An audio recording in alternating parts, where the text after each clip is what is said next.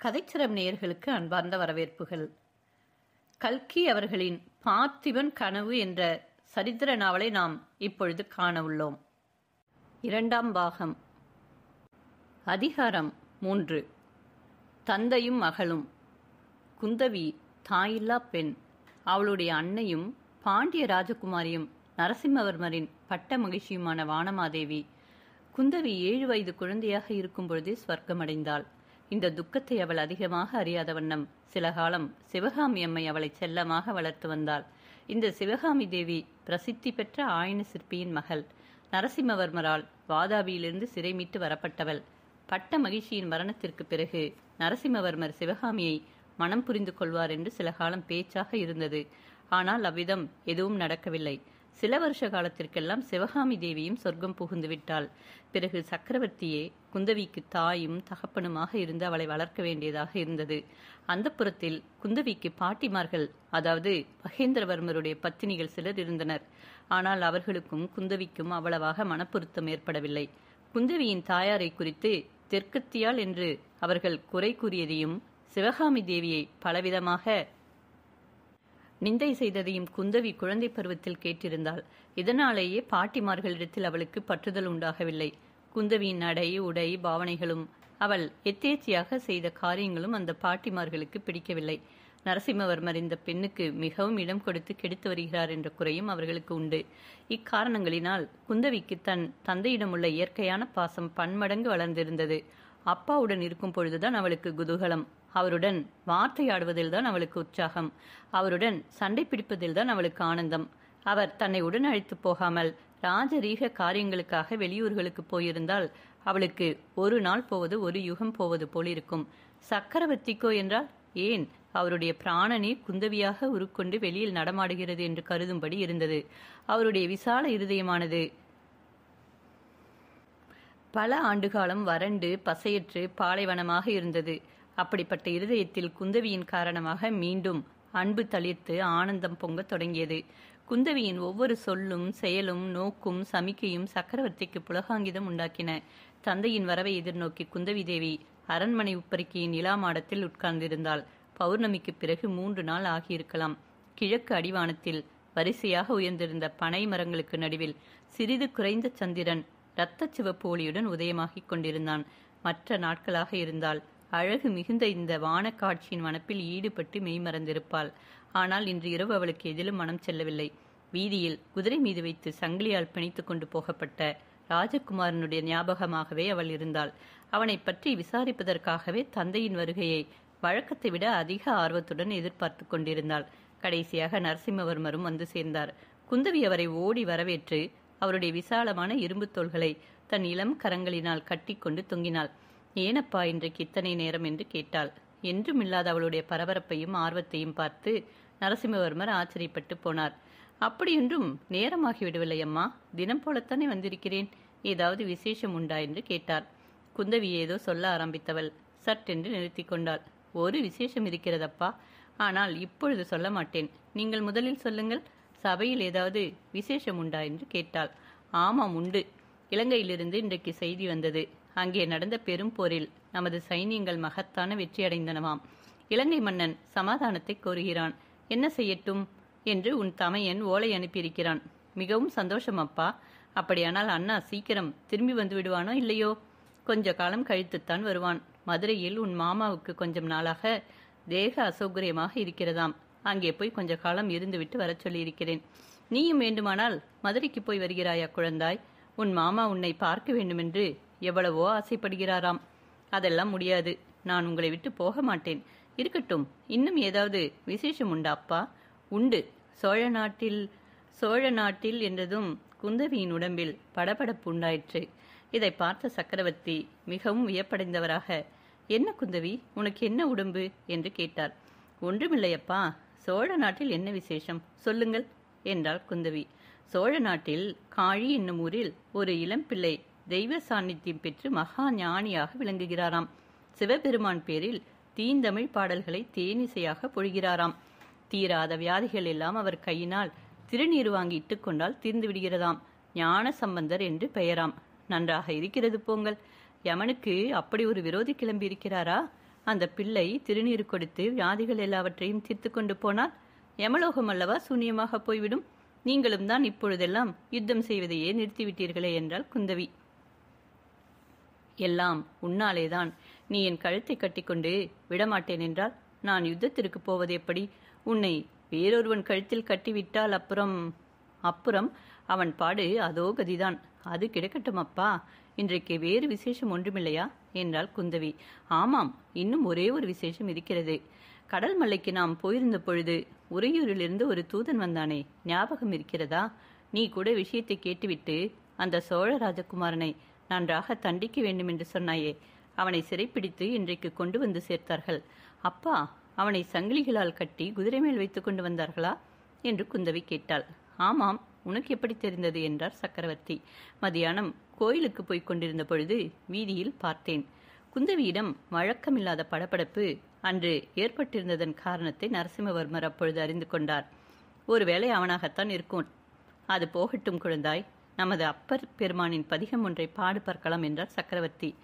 அப்பா, இந்த ராஜகுமாரனை ராத்திரி எங்கே வைத்திருப்பார்கள் என்று குந்தவி மீண்டும் கேட்டாள். வேறு எங்கே வைத்திருப்பார்கள்? காராகிரகத்தில் வைத்திருப்பார்கள். ஐயையோ, என்ன குழந்தாய், எதை கண்டு பயப்படுகிறாய் என்று நரசிம்மவர்மர் தூக்கி வாரி போட்டார் போல எழுந்து நாலாபுரமும் பார்த்தார். குந்தவி அவரை கீழே அமர்த்தி, ஒன்றுமில்லையப்பா, காராகிரகத்திலிருந்து அந்த ராஜகுமாரன் தப்பி கொண்டு போய்விட்டால் என்ன செய்வதென்று பயந்தேன் என்றாள். இவ்வளவுதானே என்று சக்கரவர்த்தி புன்னகை செய்து, அந்த மாதிரியெல்லாம் பயப்படாதே. பல்லவ ராஜ அதிகாரம் இன்னும் அவ்வளவு கேவலமாக போய்விடவில்லை. விக்கிரமன் தப்ப முயன்றால் அந்த க்ஷணமே பல்லவ வீரர்களின் 12 ஈட்டு முனைகள் அவன் மீது ஏக காலத்தில் பாய்ந்துவிடும் என்று கூறினார். இந்த கடூரமான வார்த்தைகளை கேட்டு குந்தவியின் உடம்பு இன்னும் அதிகமாக பதறிற்று. அப்பா, நான் ஒன்று சொல்கிறேன், கேட்கிறீர்களா என்றாள் குந்தவி. நான் கேட்காவிட்டால் நீ என்னை விடத்தான் போகிறாயா என்றார் சக்கரவர்த்தி. அந்த ராஜகுமாரனுடைய முகத்தை பார்த்தால் அப்படியொன்றும் பொல்லாதவனாக தோன்றவில்லையப்பா. யாரோ துஷ்ட மனிதர்கள் அவனுக்கு துர்போதனை செய்து இப்படி அவனை உங்களுக்கு விரோதமாக கிளப்பி விட்டிருக்க வேண்டும். நீ சொல்லுவது ரொம்ப வாஸ்தவம். நான் கூட அவ்வாறுதான் கேள்விப்பட்டேன். யாரோ ஒரு சிவனடியார் அடிக்கடி இந்த விக்கிரமனையும் அவனுடைய தாயாரையும் போய் பார்ப்பதுண்டாம். அந்த வேஷதாரிதான் விக்கிரமனை இப்படி கெடுத்திருக்க வேண்டும் என்று தகவல் கிடைத்திருக்கிறது. பார்த்தீர்களா, நான் எண்ணியது சரியாக போயிற்றே. உறையூரில் என்னதான் நடந்ததாம்? பெரிய சண்டை நடந்ததோ? மிகவும் அதிகமான பேர் மாண்டு போனார்களோ? பெரிய சண்டையும் இல்லை, சின்ன சண்டையும் இல்லை. இந்த அசட்டு பிள்ளை ஏமாந்து அகப்பட்டு கொண்டதுதான் லாபம். மாரப்ப பூபதி என்று இவனுக்கு ஒரு சித்தப்பன் இருக்கிறான். அவன் பெரிய படைகளை திரட்டி கொண்டு வருகிறேன் என்று இந்த பிள்ளையிடம் ஆசை காட்டியிருக்கிறான். அவன் அன்றைக்கு கிட்டவே வரவில்லை. அதோடு நமது தளபதி அச்சுதவர்மரிடம் சமாசாரத்தையும் தெரியப்படுத்தி விட்டான். அன்று பல்லவ வீரர்கள் ஆயத்தமாக இருந்தார்கள். வெளியூரர்களிலிருந்து வந்த சில ஜனங்களை ஊருக்கு வெளியிலேயே வளைத்து கொண்டு விரட்டிவிட்டார்கள். விக்கிரமனோடு கடைசியில் சேர்ந்தவர்கள் ஒரு கிழக்கொல்லனும் ஒரு படகோட்டியும் இன்னும் 4-5 பேரும் தான். கிழவன் அங்கேயே செத்து விழுந்து விட்டான். மற்றவர்களெல்லாம் சிறைப்படுத்தி விக்கிரமனை மட்டும் என் கட்டளைப்படி இங்கே அனுப்பினார்கள். ஐயோ பாவம் என்றாள் குந்தவி. எதற்காக பரிதாபப்படுகிறாயம்மா? ராஜ துரோகம் ஜெயிக்கவில்லையே என்று பரிதாபப்படுகிறாயா? இல்லை இல்லை, இந்த ராஜகுமாரன் இப்படி ஏமாந்து போய்விட்டானே என்றுதான். ஆமாம் அப்பா, இந்த மாதிரி நடக்கப் போகிறதென்று உங்களுக்கு முன்னமேயே தெரிந்திருக்கிறதே. அது எப்படி? என்னிடம்தான் மந்திர சக்தி இருக்கிறது என்று உனக்கு தெரியுமையா? ஆமாம். அப்பர் பெருமானின் பதிகம் பாடப்போகிறாயா இல்லையா என்று மீண்டும் சக்கரவர்த்தி கேட்டு பேச்சை மாற்ற முயன்றார். அப்பா, எனக்கு ஒன்று தோன்றுகிறது. இந்த தடவை மட்டும் அந்த ராஜகுமாரனை நீங்கள் மன்னித்து விட்டால். என்ன சொன்னாய் குந்தவி? பெண் புத்தி என்பது கடைசியில் சரியாக போய்விட்டதே. அன்றைக்கு அவனை கடுமையாக தண்டிக்க வேண்டும் என்றாயே. அதனால்தான் பெண்களுக்கு ராஜ உரிமை கிடையாது என்று பெரியவர்கள் வைத்திருக்கிறார்கள். சுத்த பிசகு. பெண்களுக்கு ராஜ உரிமை இருந்தால் உலகத்தில் சண்டையே இராது. அந்த ராஜகுமாரனை மட்டும் நான் சந்தித்து பேசினேனானால் அவனுடைய மனதை மாற்றி விடுவேன். முடியுமா முடியாதா என்று பார்க்கலாம் அப்பா. முடியலாம் குழந்தாய், முடியலாம். அவனுடைய மனதை மாற்றுவது உன்னால் முடியாத காரியம் என்று நான் சொல்லவில்லையே. உனக்கு முன்னால் எத்தனையோ ஸ்திரீகள் புத்திசாலிகளை அசடுகளாக மாற்றியிருக்கிறார்கள். வைராகிய சீலர்களை பைத்தியமாக்கியிருக்கிறார்கள். வீரர்களை கோழைகளாக்கியிருக்கிறார்கள். இதற்கு மாறாக சாதாரண மனுஷர்களை புத்திசாலிகளாகவும் வைராக்கிய புருஷர்களாகவும் வீரர்களாகவும் செய்த ஸ்திரீகளும் இருந்திருக்கிறார்கள். பெண் குலத்திற்கு இந்த சக்தி உண்டு, உண்மைதான். நீ நினைத்தாயானால் விக்கிரமனை சுதந்திரம் என்ற பேச்சையே மறந்துவிடும்படி செய்துவிடலாம். ஆனால் உன்னுடைய சாமர்த்தியத்தை நீ கொஞ்சம் முன்னாலேயே காட்டியிருக்க வேண்டும். அவன் குற்றம் செய்வதற்கு முன் உன் பிரயத்தனத்தை செய்திருக்க வேண்டும். இனிமேல் பிரயோஜனமில்லையம்மா, குற்றவாளியை தண்டித்தே தீர வேண்டும். இன்று விக்கிரமனை சும்மா விட்டுவிட்டால் நாளைக்கு ஒவ்வொரு ஊரிலும் ஒருவன் கலகம் செய்ய கிளம்புவான். அப்புறம் ராஜ்யம் போகிற வழி என்ன? இந்த வார்த்தை புயலில் அகப்பட்ட குந்தவி பதில் சொல்ல தெரியாமல் திகைத்து நின்றாள். சற்று நேரம் பொறுத்து, அப்பா, அவனுக்கு என்ன தண்டனை விதிப்பீர்கள் என்று கேட்டாள். இப்பொழுது சொல்ல முடியாது குந்தவி. நாளைக்கு தர்ம ஆசனத்தில் உட்கார்ந்து விசாரணை செய்யும் பொழுது என்ன தண்டனை நியாயம் என்று தோன்றுகிறதோ அதைத்தான் அளிப்பேன். நியாயத்திலிருந்து ஒரு அணுவளவேனும் தவறினார்கள் என்ற அவச்சொல் இதுவரையில் பல்லவ வம்சத்திற்கு ஏற்பட்டதில்லை, இனிமேலும் ஏற்படாது என்றார் சக்கரவர்த்தி. துறைமுகத்தில் அன்றிரவு குந்தவி சரியாக தூங்கவில்லை. சோழ ராஜகுமாரனுடைய சோகமும் கம்பீரமும் பொருந்திய முகம் அவள் மனக்கண்ணின் முன்னால் இடைவிடாமல் தோன்றி அவளுக்கு தூக்கம் வராமல் செய்தது. நள்ளிரவிற்கு பிறகு சற்று கண்ணயர்ந்த பொழுது என்னவெல்லாமோ பயங்கரமான கனவுகள் தோன்றியதால் அவள் திடுக்கிட்டு கண் விழிக்க வேண்டியதாயிற்று. சோழ ராஜகுமாரனை கழுத்து வரையில் பூமிக்குடையில் புதைந்திருக்கிறது. அவனை நோக்கி ஒரு மத யானை அதிவேகமாக ஓடி வருகிறது. அடுத்த நிமிஷம், ஐயோ, யானையின் கால்கள், தூணையொத்த கால்கள், அந்த சுகுமாரனுடைய தலையை இடறிவிடப் போகின்றன. குந்தவி பதைப்புடன் ஓடி வந்து யானை வரும் வழியில் நிற்கிறாள். யானை தன் துதிக்கையினால் அவளை லாகவமாக தூக்கி தன் முதுகின் மேல் வைத்துக்கொண்டு மேலும் ஓடுகிறது. குந்தவி பயங்கரத்துடன் எதிரே பூமியில் புதைந்து நிற்கும் ராஜகுமாரனுடைய முகத்தை பார்க்கிறாள். அந்த சமயத்திலும் அந்த முகத்தில் அலட்சியமும் அவமதிப்பும் கலந்த புன்னகை குடிகொண்டிருப்பதை காண்கிறாள். ஐயோ என்று கதறிக்கொண்டு கண் விழிக்கிறாள். கண்டதெல்லாம் கனவென்று தெரிகிறது. ஆனாலும் அவள் உடம்பு வெகு நேரம் நடுங்கிக் கொண்டிருக்கிறது. சற்று நேரத்திற்கெல்லாம் மறுபடியும் கண்ணயர்ந்து வருகிறது. அரை துக்கத்தில் மீண்டும் பயங்கரமான கனவு. கழுமரங்கள் வரிசையாக நட்டிருக்கின்றன. சோழ ராஜகுமாரனை கழுவேற்றுவதற்காக கொண்டு வந்து நிறுத்தியிருக்கிறார்கள். குந்தவி அவ்விடத்திற்கு ஓடோடியும் வருகிறாள்.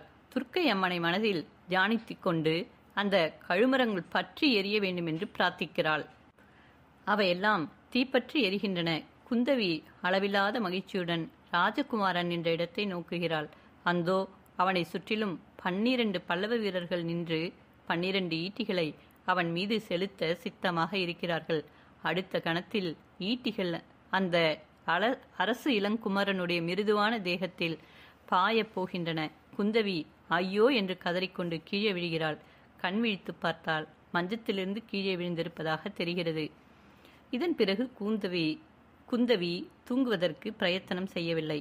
யானையின் காலில் வைத்து இடறுதல், கழுவேற்றுதல் முதலிய கொடூரமான தண்டனைகள் எல்லாம் தன் தகப்பனாரின் தர்மராஜ்யத்தில் இல்லை என்பதை ஞாபகப்படுத்திக் கொண்டு தைரியமடைந்தாள். ஒருவாறு இரவு கழிந்து பொழுது விடிந்தது. சக்கரவர்த்தி சபைக்கு புறப்படும் நேரமும் வந்தது. அவரிடம் மறுபடியும் சோழ ராஜகுமாரனை பற்றி பேச வேண்டும் என்று குந்தவி துடித்தாள். ஆனால் சக்கரவர்த்தியை பரிவாரங்கள் சூழ்ந்திருந்தபடியால் அது சாத்தியமில்லை. அவர் விடை பெற்றுக்கொண்டு கொஞ்ச தூரம் சென்று விட்டார். ஏதாவது சொல்லாவிட்டால் குந்தவிக்கு நெஞ்சு வெடித்துவிடும் போல இருந்தது. அப்பா, நான் சொன்னது ஞாபகம் இருக்கட்டும் என்றாள். நரசிம்மவர்மர் அவளை திரும்பி பார்த்து, எதை சொல்லுகிறாய் குந்தவி? ஓஹோ, சோழ ராஜகுமாரனை கடுமையாக தண்டிக்க வேண்டும் என்று சொன்னாயே, அதுதானே ஞாபகம் இருக்கிறது என்று சொல்லிவிட்டு பின்னர் திரும்பி பார்க்காமலேயே சென்று விட்டார். குந்தவிக்கு சொல்ல முடியாத ஆத்திரமும் துக்கமும் பொங்கிக் கொண்டு வந்தன. விரைந்து பள்ளியறைக்கு சென்று மஞ்சத்தில் குப்புறப்படுத்திக் கொண்டு கொஞ்ச நேரம் விம்மி விம்மி அழுது கொண்டிருந்தாள். தன்னாலேதான் ராஜகுமாரன் கடும் தண்டனை அடையப் போகிறான் என்ற எண்ணம் அவள் மனதில் வேரூன்றிவிட்டது. இது அவனுக்கு தெரியும் பொழுது எவ்வளவு தூரம் தன்னை வெறுப்பான் என்ற எண்ணம் அவளை பெரும் வேதனைக்கு உள்ளாக்கியது. தான் ஏதாவது செய்துதான் ஆக வேண்டும் என்று அவள் பதைத்தாள். சற்று நேரத்திற்கெல்லாம் அரண்மனை அதிகாரியை அழைத்து வரச் செய்து, உதயவர்மரே, இன்று சக்கரவர்த்தியின் சபையில் சோழ ராஜகுமாரனுடைய விசாரணை முடிந்ததும் அதன் விவரத்தை உடனே எனக்கு வந்து தெரியப்படுத்தி ஏற்பாடு செய்ய வேண்டும். ஒரு கண நேரம் கூட இதில் தாமதம் கூடாது என்றாள். அரண்மனை அதிகாரி அப்படியே ஆகட்டும் என்று சொல்லி சபைக்கு ஆளையும் அனுப்பி வைத்தார். குந்தவி அன்று வழக்கமான காரியங்கள் ஒன்றும் செய்யவில்லை. நந்தவனம் சென்று மலர் எடுக்கவில்லை, ஆலயங்களுக்கு போகவில்லை, பல்லை கடித்துக் கொண்டு ராஜசபையிலிருந்து எப்பொழுது ஆள் வரும் என்று எதிர்பார்த்து கொண்டிருந்தாள். கடைசியாக அந்த ஆளும் வந்து சேர்ந்தான். விசாரணையையும் முடிவையும் பற்றி விவரமாக கூறினான். சக்கரவர்த்தி மிகவும் கருணை காட்டினாராம். இப்பொழுதாவது பல்லவ சாம்ராஜ்யத்திற்கு பணிந்து கப்பம் செலுத்துவதற்கு ஒப்புக்கொண்டாயானால் உன்னுடைய குற்றத்தை மன்னித்து சோழ ராஜ்யத்திற்கும் முடிசூட்டி வைக்கிறேன் என்றாராம். அதை சோழராஜகுமாரன் ஒரே பிடிவாதமாக மறுத்துவிட்டானாம். அதோடு நில்லாமல் சக்கரவர்த்தியை தன்னுடன் வாட்போர் செய்யும்படி அழைத்தானாம். அவனுடைய இளம் பிராயத்தை முன்னிட்டு அவனுக்கு மரண தண்டனை விதிக்காமல் தேச பிரஷ்ட தண்டனை விதிப்பதாகவும், மறுபடியும் சோழ நாட்டிற்குள் அவன் பிரவேசித்தால் சிரசாக்கினைக்குள்ளாக்க வேண்டும் என்றும் சொல்லி உடனே அவனை கப்பலேற்றி தீவாந்திரத்திற்கு அனுப்பிவிடும்படி கட்டளையிட்டாராம். அதன்படி அவனை உடனே மாமல்லபுரம் துறைமுகத்திற்கு கொண்டு போய்விட்டார்கள் என்பதையும் ராஜசபையிலிருந்து வந்த ஆள் தெரிவித்தான். விக்கிரமனுக்கு மரண தண்டனை விதிக்கப்படவில்லை என்ற செய்தி குந்தவிக்கு சிறிது ஆறுதல் அளித்தது. ஆனால் அவனை கப்பல் ஏற்றி அனுப்பப் போகிறார்கள். இனிமேல் என்றென்றைக்கும் அவனைத்தான் பார்க்க முடியாமல் போகலாம் என்ற எண்ணம் மிகுந்த துன்பத்தை உண்டாக்கியது. அந்த அரசிலம் குமரன் கப்பல் ஏறி போவதற்கு முன் ஒரே ஒரு தடவை அவனை பார்த்துவிட வேண்டும் என்ற ஆவல் பொங்கி எழுந்தது. அவளுடைய உடம்பையும் மனதையும் ஆத்மாவையுமே இந்த ஆவல் கவர்ந்து கொண்டது. அந்த ராஜகுமாரனை உடனே பார்க்க வேண்டும் என்று அவளுடைய தேகத்தின் ஒவ்வொரு அணுவும் துடித்தது. அவனைத்தான் நேரில் பார்த்து பேசினால் அவனுடைய மனதை ஒருவேளை மாற்றி தன் தந்தையின் கீழ் சிற்றரசனாக இருக்க சம்மதிக்கும்படி செய்யலாம் என்ற ஆசை உள்ளத்தின் ஒரு மூலையில் கிடந்தது. குந்தவி அக்கணமே தன் தந்தையை பார்க்க விரும்பினாள். விக்கிரமனுடைய விசாரணை முடிந்ததும் சக்கரவர்த்தி குதிரை மீதேறி எங்கேயோ போய்விட்டார் என்றும் போன இடமும் தெரியாது என்றும் தெரிய வந்த பொழுது அவளுக்கு பெரிதும் ஏமாற்றம் உண்டாயிற்று. சிறிது நேரம் சிந்தனையில் ஆழ்ந்திருந்தாள். பிறகு அரண்மனை அதிகாரியை அழைத்து, உதயவர்மரே, மல்லை துறைமுகத்துக்கு நான் உடனே போக வேண்டும். என் தாயாரின் நவரத்தன மாலையை காணவில்லை. மாமல்லபுரத்து அரண்மனையில் போட்டுவிட்டு வந்து விட்டேன் போலிருக்கிறது. நானே போய்த்தான் தேடி எடுக்க வேண்டும் என்றாள். உதயவர்மர் சற்று தயங்கி சக்கரவர்த்தி வந்தவுடனே போகலாமே என்றதும் குந்தவிக்கு வந்த கடும் கோபத்தைக் கண்டு அவர் மிரண்டு விட்டார். குந்தவி தேவியின் கட்டளைக்கு மறுமொழி சொல்லும் வழக்கம் இதுவரை இல்லையாதலால் மாமல்லபுரத்துக்கு அவ்வளவு அவசரமாகவும் தனியாகவும் அவள் போகும் யோசனை ஆச்சரியமளித்தாலும் அரண்மனை அதிகாரி உடனே அதற்கு வேண்டிய ஏற்பாடுகளை செய்தார். சற்று நேரத்திற்கெல்லாம் குந்தவி பரிவாரங்களுடன் பல்லக்கில் மாமல்லபுரத்திற்கு பிரயாணமானாள்.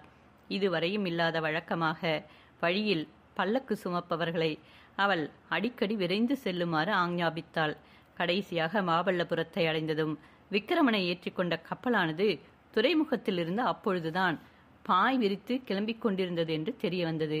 குந்தவியின் பல்லக்கு கடற்கரையை அடைந்த பொழுது அவளுடைய கண் முன்னால் தோன்றிய காட்சி இருதயத்தை பிளப்பதாக இருந்தது.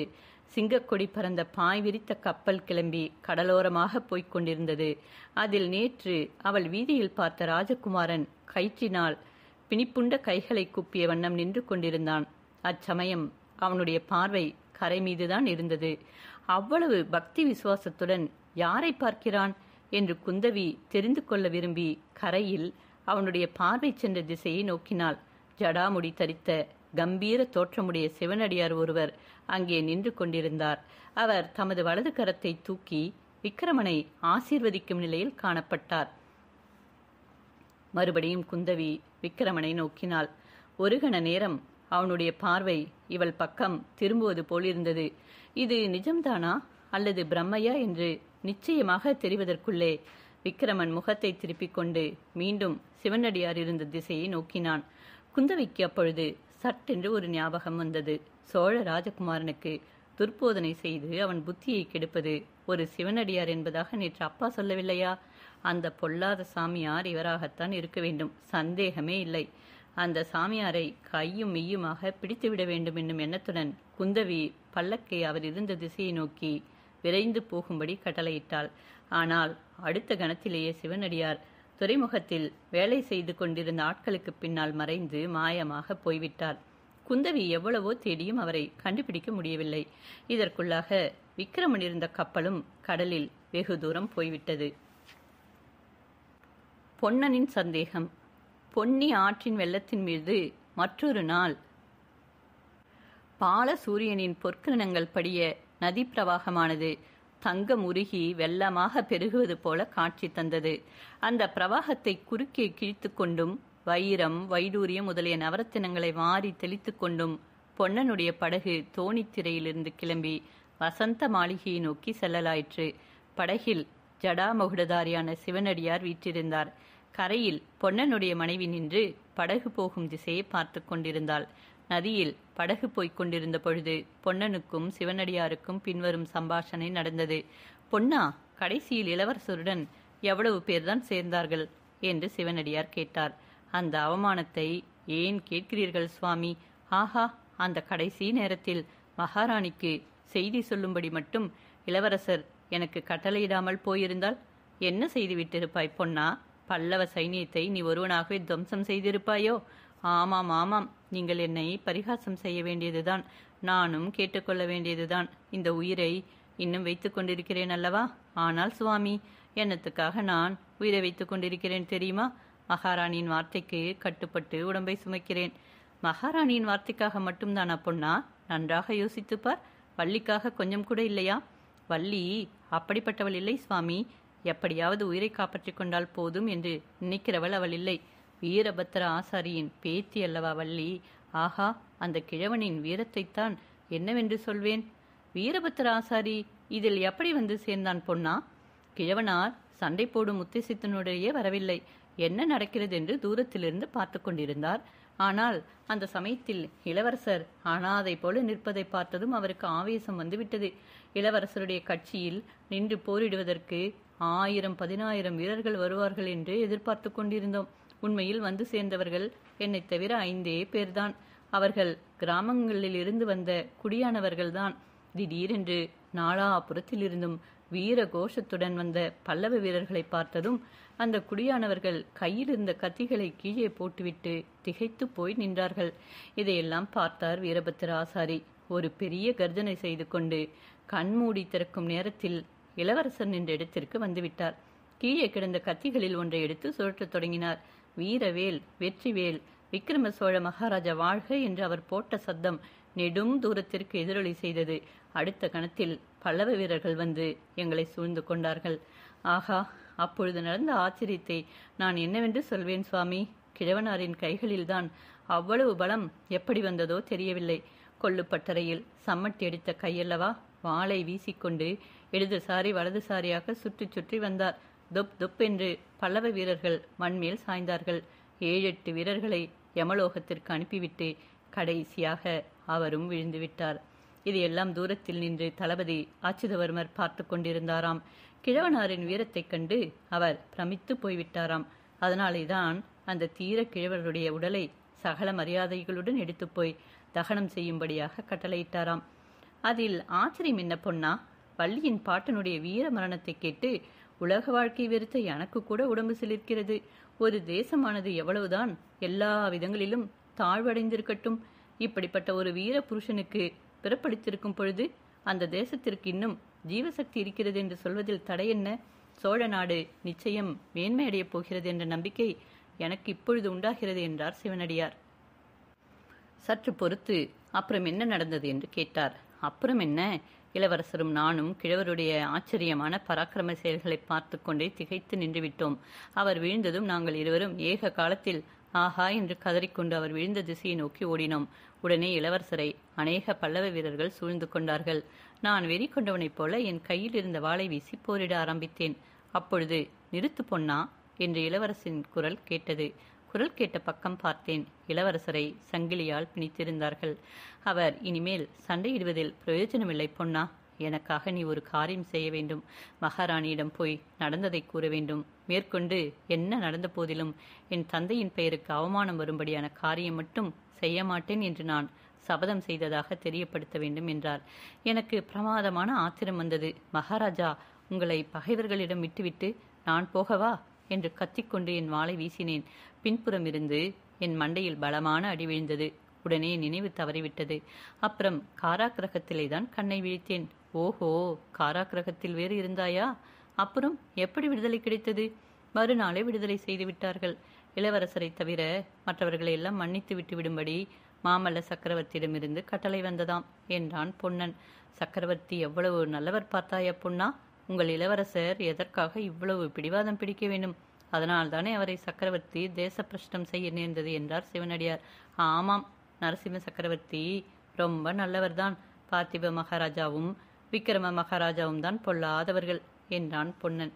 பிறகு நான் சக்கரவர்த்தியை பார்த்ததே இல்லை. பார்க்க வேண்டும் என்று ரொம்ப ஆசையாக இருக்கிறது. உறையூருக்கு எப்பொழுதாவது வருவாரா சுவாமி என்றான். ஆமாம், சீக்கிரத்திலே வரப்போகிறார் என்றுதான் பிரஸ்தாபம். ஏது பொன்னா, சக்கரவர்த்தியிடம் திடீரென்று உனக்கு அபார பக்தி உண்டாகிவிட்டது போல தெரிகிறதே. சண்டையில் செத்து போகவில்லை என்று கவலைப்பட்டாயே, இப்பொழுது பார்த்தாயா? உயிரோடு இருந்ததனால்தானே உனக்கு சக்கரவர்த்தியை பற்றிய உண்மை தெரிந்து அவரிடம் பக்தி உண்டாகி இருக்கிறது. ஆமாம், சக்கரவர்த்தியிடம் எனக்கு ரொம்ப பக்தி உண்டாகி இருக்கிறது. எனக்கு மட்டுமில்லை, இதோ என்னுடைய வேலுக்கும் பக்தி உண்டாகி இருக்கிறது என்று சொல்லிக்கொண்டே பொன்னன் படகின் அடியில் கிடந்த வேலை ஒரு கையால் எடுத்தான். இந்த வேலுக்கு சக்கரவர்த்தியிடம் சொல்ல முடியாத பக்தி.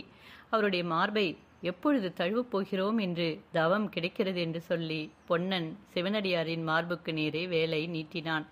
சிவனடியார் முகத்தில் அப்பொழுது புன்சிரிப்பு திவழ்ந்தது. பொன்னா, நான் தான் சக்கரவர்த்தி என்று எண்ணி விட்டாயா என்ன என்றார் புன்சிரிப்பு தவழும் முகத்துடன். பொன்னன் வேலை கீழே போட்டான். சுவாமி, சக்கரவர்த்தி எவ்வளவுதான் நல்லவராக இருக்கட்டும், மகா வீரராக இருக்கட்டும், தெய்வாம்சம் உடையவராகவே இருக்கட்டும், அவர் எனக்கு பரம சத்துரு. ஒரு நாள் இல்லாவிட்டால் ஒரு நாள் அவரை நான் நேருக்கு நேர் காண்பேன். அப்பொழுது என்று பொன்னன் பல்லை நரநரவென்று கடித்தான். சிவனடியார் பேச்சை மாற்ற விரும்பியவராக, ஏன் பொன்னா, அன்றைய தினம் மாரப்ப பூபதி உங்களுக்கு அருகில் வரவே இல்லையோ என்று கேட்டார். அந்த சண்டாளன் பேச்சை ஏன் எடுக்கிறீர்கள்? அவன் இளவரசரையும் தூண்டிவிட்டுவிட்டு அச்சுதவர்மரிடம் போய் சகல விவரங்களையும் தெரிவித்து விட்டான். அப்படிப்பட்ட துரோகி அன்றைக்கு ஏன் கிட்டே வரப்போகிறான்? ஆனால் சுவாமி, அவனுடைய வஞ்சக பேச்சில் நாங்கள் எல்லோரும் ஏமாந்து விட்டோம். வள்ளி ஒருத்தி மட்டும் பூபதி பொல்லாத வஞ்சகன், அவனை நம்பக்கூடாது என்று சொல்லிக் கொண்டிருந்தாள். அவள் சொன்னதுதான் கடைசியில் சரியாக போயிற்று என்றான் பொன்னன். வள்ளி ரொம்பவும் புத்திசாலி பொன்னா, சந்தேகமே இல்லை. அவள் ஒரு பெரிய தளபதியின் மனைவியாகத்தான் இருக்க தகுதி வாய்ந்தவள். என்ன சொன்னீர்கள் சுவாமி? வள்ளி ஒரு பெரிய சேனாதிபதியின் மனைவியாக இருக்க தகுந்தவள் என்றேன். நீங்கள் சொன்ன இதே வார்த்தையை இதற்கு முன்னாலும் ஒருவன் சொன்னதுண்டு. யாரது? மாரப்ப பூபதிதான். அவன் சோழ சேனாதிபதியாக இருந்த காலத்தில் அப்படி சொன்னான். ஓஹோ, எனக்கு ஒவ்வொரு சமயம் என்ன தோன்றுகிறது தெரியுமா? தாங்கள் கோபித்துக் கொள்ளாமல் இருந்தால் சொல்லுகிறேன். தாராளமாக சொல்லு பொன்னா. நான் சன்னியாசி, ஐம்புலன்களையும் அடக்கி காம குரோதங்களை வென்றவன். நீங்கள் கூட மாரப்ப பூபதியினாலோ அவனுடைய தூண்டுதலினால் தான் இப்படி வேஷம் போட்டுக்கொண்டு வஞ்சகம் செய்கிறீர்களோ என்று தோன்றுகிறது. சிவனடியார் கலகலவென்று சிரித்துவிட்டு, இதை பற்றி வள்ளியின் அபிப்பிராயம் என்ன என்று அவளை எப்போதாவது கேட்டாயா என்றார். வள்ளிக்கு உங்களிடம் ஒரே பக்தி. நயவஞ்சகனை நம்பி மோசம் போவாய், உத்தம புருஷரை சந்தேகிப்பாய் என்று என்னை ஏசுகிறாள். மாரப்ப பூபதி இப்பேற்பட்ட பாதகன் என்று தெரிந்த பிறகு அவளுடைய கை ஓங்கிவிட்டது. என்னை பரிகாசம் பண்ணிக்கொண்டே இருக்கிறாள். நான் தான் சொன்னேனே பொன்னா, வள்ளி புத்திசாலி என்று. அவள் புத்திமதியை எப்பொழுதும் கேளு. வள்ளி தளபதியின் மனைவியாக இருக்க தகுந்தவள் என்று நான் சொன்னது மாரப்ப பூபதி சொன்ன மாதிரி அல்ல. நீயும் தளபதியாக தகுந்தவன்தான். ஆமாம், யார் கண்டது? விக்கிரம மகாராஜா சோழ நாட்டின் சிம்மாசனம் ஏறும்பொழுது ஒருவேளை நான் தளபதியானாலும் ஆவேன். இரண்டும் நடக்கக்கூடியதுதான். ஆஹா, இந்த பெரிய பாரத பூமியில் எங்கள் இளவரசருக்கு இருக்க இடமில்லை என்று கப்பலில் ஏற்றி அனுப்பிவிட்டாரே சக்கரவர்த்தி. அவருடைய நெஞ்சு எப்படிப்பட்ட கல் நெஞ்சு! அதை காட்டிலும் ஒரே அடியாக உயிரை வாங்கியிருந்தாலும் பாதகமில்லை. நீ சொல்வது தவறு பொன்னா. உயிர் உள்ளவரையில் எப்படியும் நம்பிக்கைக்கு இடமுண்டு. ஒரு நாள் இல்லாவிட்டால் ஒரு நாள் நம்முடைய மனோரதங்கள் நிறைவேறும். நீ வேண்டுமானால் மகாராணியை கேட்டுப்பார். மகன் இந்த மட்டும் உயிரோடு இருக்கிறானே என்று மகாராணிக்கு சந்தோஷமாகத்தான் இருக்கும். அதோ மகாராணி போல் இருக்கிறதே என்று சிவனடியார் வியப்புடன் சொன்னார். அப்பொழுது படகு வசந்த மாளிகை தீவின் கரைக்கு சமீபமாக வந்து கொண்டிருந்தது. கரையில் அருள்மொழி தேவியும் ஒரு தாதியும் வந்து தோணித்துறையின் அருகில் நின்றார்கள். அருள்மொழி தேவி படகில் இருந்த சிவனடியாரை நோக்கி பயபக்தியுடன் கை கூப்பிக் கொண்டு நிற்பதை பொன்னன் பார்த்தான். உடனே சிவனடியாரை நோக்கி, சுவாமி, ஏதோ நான் தெரியாத்தனமாக உளறிவிட்டேன். அதையெல்லாம் மன்னிக்க வேண்டும் என்று உண்மையான பச்சாதாபத்துடனும் பக்தியுடனும் கூறினான்.